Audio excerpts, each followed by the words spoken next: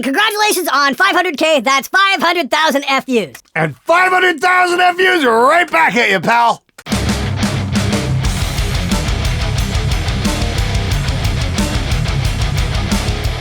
Hey everybody, how's it going? It's Friday. Hope you're going to have an absolutely amazing weekend. And yes, we did cross the 500,000 subscriber line there a couple weeks back. And I want to thank each and every one of you guys for coming back week after week after week and making this show happen. Thank you so much for that. I am ever so grateful. This has gone beyond my wildest dreams, and I've managed to somehow turn this into a job. I don't know how the hell that happened, but thank you so very much. Even the guys who bitch and complain and write in all the hate comments, I really appreciate you guys, especially because the jokes just write themselves sometimes. So thanks again. I'm grateful for that. Anyway, this show's about you, not about me, so let's get to your comments and questions. If I was the CEO of Kemper, Fractal, or Line 6, I would be horrified because of the rise of AI. What they have in their hands is old technology and probably have no clue how AI and machine learning works. We are living in interesting times. I would tend to agree with most of that statement. Yeah, AI is going to be the great disruptor in a lot of things over the next 10 to 15 years, I think, maybe even the next 2 or 3. We'll see. I did a video there on Tonex a few weeks back, and a lot of you guys were like, oh, I wouldn't want to bring that on stage. I'm not bringing my laptop on stage. It's like, motherfucker, have you even seen a MacBook Air? The battery lasts like 16 hours and it doesn't crash. Of course I'd want to bring that on stage. I have no problem bringing that on stage. But as far as Tonex is concerned, there are some interesting developments coming along. And yes, that is an AI amp modeler, and it's absolutely sick as far as I'm concerned. I've been using it quite a bit on the show, and it works fucking great. So much so, I'm remodeling my control room and probably moving this giant wall of tube amps out of here because I just don't need them all here all the time anymore.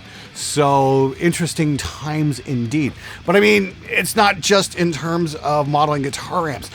If I was a mastering engineer, I would be fucking terrified of what's coming up right now, because programs like Ozone, which do AI mastering, do the job extremely well. Like, the whole point of a mastering engineer is to hand the guy a couple of CDs and go, make it sound like this or make it sound like this. And he tries to get you the EQ profile and get the dynamics under control of whatever your favorite records are. Now you can just point the AI at your favorite record and go, make it sound like this. And it does it. And it works brilliantly. If you guys haven't seen my video on Ozone, I highly recommend checking it out because it is absolutely amazing what it can do for your mixes. And if you're struggling at home trying to get your mixes to translate into the real world, go get a copy of Ozone. I can't say it enough. But yeah, if you dropped, $2,000-$3,000 on an AxeFX,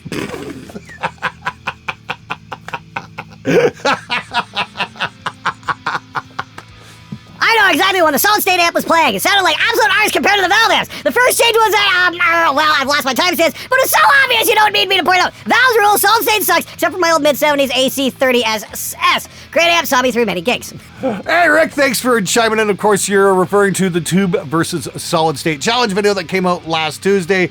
And I gotta say, I was absolutely shocked by the amount of guitar players out there with the superhuman hearing and critical listening skills. How much their superpowers just fucking vanished when we took away any and all visual references, and pretty much the overwhelming commentary on that video as well. I can't tell where the solid state amp is playing. It's like, wow, isn't that amazing? Gee, all the guys said, well, that amp sounds solid state when we were just playing that amp in the video. Those guys just ran away like cockroaches in the light as soon as a blind test came along. Shocked, I tell you. I'm absolutely shocked that happened. Could it be that guitar players just love talking out of their ass? No, that never happens. Glenn, I'm sorry, but this is BS. Of course the differences we can hear on a recording will get smaller with technical progress and eventually disappear. But maybe also because the microphone is not able to capture every kind of wave we humans can perceive. I bet you in a live setting the difference will still be there though, because the warmth from tubes is something you might not hear but rather feel. So it will be tubes for me anytime. All right, I'm going to be very clear. I want to say this very plainly. There is no such thing as a stupid question. But fuck me, are there ever some stupid statements? Wow, I'm just blown away by somebody actually typed that and expected me to take that seriously. Let me get that straight. But maybe also because a microphone is not able to capture every kind of way we humans can perceive. Dude, were you dropped on your head as a child? What in the fuck? Maybe the microphones can't capture. Dude, we've been building super accurate microphones since the fucking 1940s, you stupid fuck! Ah! Yes, the microphone can capture exactly what the fuck is going on. The only thing that's flawed here, the only thing where there's a deficiency is in your perception. Mine too. Human perception is flawed! I've said that I don't know how many fucking times. There's fucking reams and reams and reams and reams of scientific data out there saying just how bad human perception is.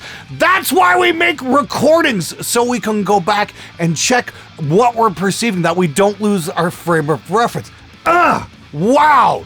Dude, seriously, stop and think before you start typing. This is exactly the kind of stupid ass bullshit misinformation that absolutely pisses me off. You've got nothing to base your statement on other than something you pulled out of an ass. I don't know if it was yours or somebody else's, but it's just a work of absolute fiction.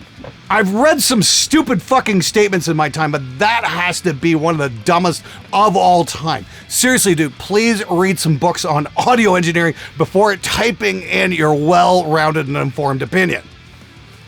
With all your interest in tubes and tube amps, you really deserve yourself listening to Holy Grail where it counts the most. The V1 first preamp tube slot. Get a vintage Mullard I-61 or I-63 model 1959 to 1974. And even a used one at $70 on eBay, you can resell for the same price if you won't like it. As long as it works, you'll hear the hype it's all about. All your opinions are based on listening to modern tubes, which aren't the best, or swapping power tubes. Even I can't tell the big tubes and sometimes the difference. The real question is, do you really want to know? Yes, Yaniv, I really want to know. Are Mullards actually made out of fairy dust and unicorn farts? Seriously? The magic in tubes can't be recreated by the stuff that they're building modern? We have to have the visuals? Bull fucking shit, buddy! I'd say back up your fucking claims with some actual fucking evidence instead of that nonsense. You know, I hear that all the time. Oh, you gotta put it in V1, you gotta put it in V1. What in the fuck, guys? Seriously. Make some A and B recordings so we can actually hear what the fuck is going on. You know, with those flawed microphones that aren't picking everything up, according to the last genius we had on here. Ugh. Here's the thing. I have a 1966 Trainer amp, which is loaded with nice vintage tubes. It's still got the original set on. You know what it sounds like? Sounds like my other fucking tube amps. And as for bold statements about vintage tubes, obviously somebody's not been paying attention, because when we did the tube swap video there last year, we brought in a 1958 Fender with the original fucking tubes in it. Guess what? We put new ones in. It sounded the fucking same. Now, here's my recommendation. Instead of wasting your money on vintage tubes that aren't going to make any fucking iota of difference, I'd highly recommend getting one of these instead. This is a Signal Art reamp box. This is the Guitar Myth Annihilator, because this allows us to use the same performance over and over and over again, and allows us to do things like swap tubes out, or speakers or microphones and whatnot. And that way we can get an accurate representation of what's going on, because the performance remains the same. It's fucking amazing just how fast a lot of these guitar myths have just evaporate into nothingness once you start making an accurate test with something you can replicate. Hey guys, no commercial this week. Before we go any further, I just want to give a great big shout out to the crew over at the SMG Discord. And if you haven't joined it, please do. I'll have a link in the description below. It's a great online community where a lot of us hang out. I do like Sunday afternoon premium mix reviews for like all my patrons and people who might have bought some of my courses off Spectre Digital, that kind of thing. It's a little bit smaller crowd. It's a really cool hang, but we also have a large community out there where we can bounce mixes off each other and just get cool ideas and whatnot to show off new gear and all kinds of cool stuff. It's a pretty gigantic Discord. I think we got about like 7,000 people in there right now, and it's just a really awesome place to be. I also am bringing back Friday night Counter-Strike sessions, so I'll be up tonight playing Counter-Strike with the guys. So if you want to join us, please stop on by the SMG Discord. Come hang out. It's going to be an awful lot of fun. Hope to see you in there. Now it's time for the Butthurt of the Week.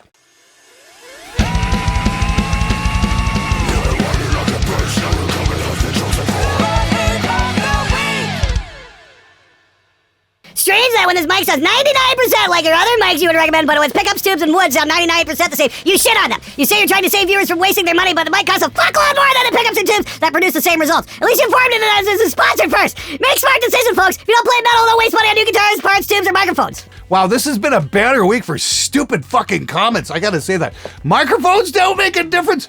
Dude, have you even been paying attention? You know, when I did that pickup shootout video there a few weeks back on the Cream T guitar, and I showed exactly what makes the differences. One of the biggest differences was, you guessed it, the fucking microphone. Check this out.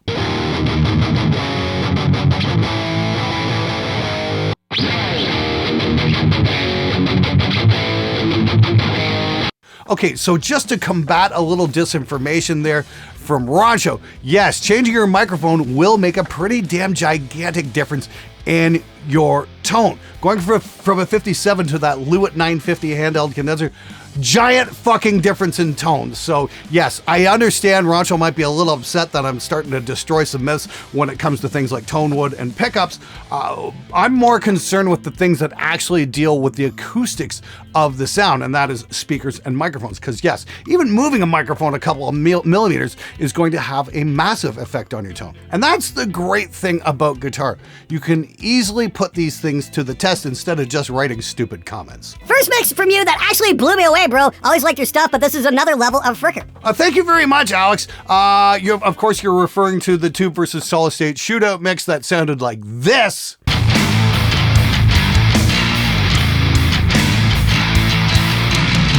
Yeah, I'm really happy with how that one turned out. Thank you so very much. It's great to hear that kind of stuff from you guys, because I mean, like, when I first started this show, I got a lot, oh, you suck, man, you suck, you suck.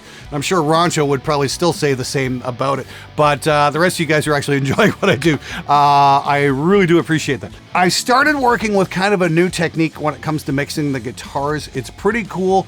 That's kind of the first one I've done using that technique, and I want to do it a few more times to really get my head around it before I make a video explaining what's going on, so I make sure I don't fuck things up. Let's put it that way. It's a pretty wild departure from what I've been normally doing, but the definition of insanity is doing the same thing over and over and over again and expecting the same result. Just like the guys out there changing their pickups out and thinking it might somehow make their guitar sound better. I own the amp and I couldn't even tell where it was. I couldn't even hear the slight changes that you normally hear when switching amps. That's just a good testament of how well the Super Crush is, but also how well Glenn dialed in the amps. Thanks, dude. The key to doing that shootout, though, is just making sure we use the same speaker with the same mic in the same position, because ultimately that's what governs your whole tone, not so much what's going on with the amp. You know, you can EQ it as much as you want, but the speaker is going to be the biggest deciding factor. And if you need any verification on that, check out my tubes versus solid state swap video, because we used 3 of my absolute best tube amps and 1 solid state, and you guys are having a hell of a time trying to figure out where the hell the solid state amp is. It's almost like the sound is coming from the speakers and the amps give different flavors. So as long as the amp and the speaker cabinet aren't asked, don't worry about the tube versus solid state. Hell, I think it'd be funny if one of these amps was a hybrid amp like the Joyo Zombie or something. Unfortunately, no. My friend Brandon has my Joyo Zombie. Great fucking amp. I love that little bastard. That thing just sounds fucking phenomenal. Very impressed with it. But no, we used a Soldano, a Rev, and my 5150, and then the orange Super Crush. Those were the amps involved. There was no trickery in that video at all. I just wanted you guys to hear the differences from amp to amp to amp, and I gotta say, I was pretty impressed just how well the Super Crush held up against these tube monsters back here. But Boomer McGeezer tells me I need tubes and tone wood, otherwise my entirely analog rig will sound digital.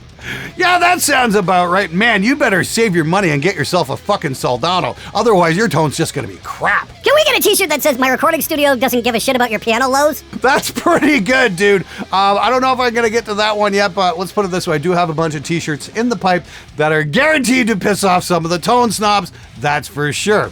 Can't wait to show you what's coming. If you don't want our opinions, then asking for them. You just come across as disrespectful. And you, my friend, come across as incoherent. Glenn! That bass sound blew me away. Can you please make a video and show how you got that sound done? Also, great video overall again. Keep up the awesome work. Hey, dude, I would absolutely love to make that video. However, that software I'm using to generate that sound is still in alpha, and everything's kind of locked down. I can't show you what it is or how it all fits together or anything like that. All I can say is, you know, all you guys have been complimenting the bass tones on my show for like the last 8 months or so. It's all been the same software that's going to be coming from Spectre Digital later this year. Buckle your seatbelts. It's going to be a hell of a ride. I can't fucking wait to show you guys how this works. I've just been instrumental in helping me get great bass tone consistently over and over and over again from week to week to week. It's simply the most crushing fucking bass amp sound generator I've ever fucking heard. And I can't wait to show you guys what it's all about, because it's going to be really fucking cool. I know you guys are going to like it. I I think the solid state haters might need a demonstration of what a 16 ohm cab does to a solid state amp versus what a 4 ohm cab does to a solid state amp. Unless it's an 8 ohm minimum amp, then 8 ohm. Whip out the crayons, Glenn, and draw them a picture of what lower ohms make more gooder. Actually, you know what? That's a video I need to do because I've heard some, I always ask amp manufacturers, okay, what's like 4 versus 8 versus 16 ohm really do? And I always get some vague answers and nothing really concrete. Well, it kind of changes the sound a little.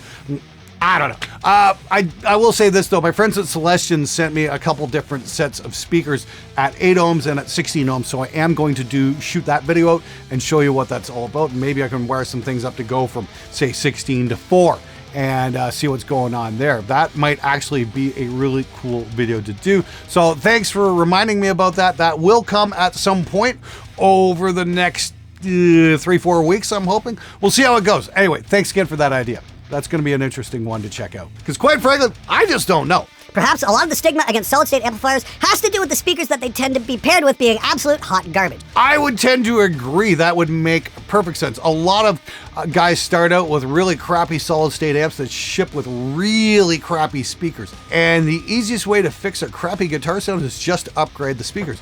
Hell, even the original 5150, the cabinet it shipped with, the Sheffield cab, was just absolute fucking trash. I did a video on that last year where we showed off the Sheffield 1200 speakers. They were just fucking terrible.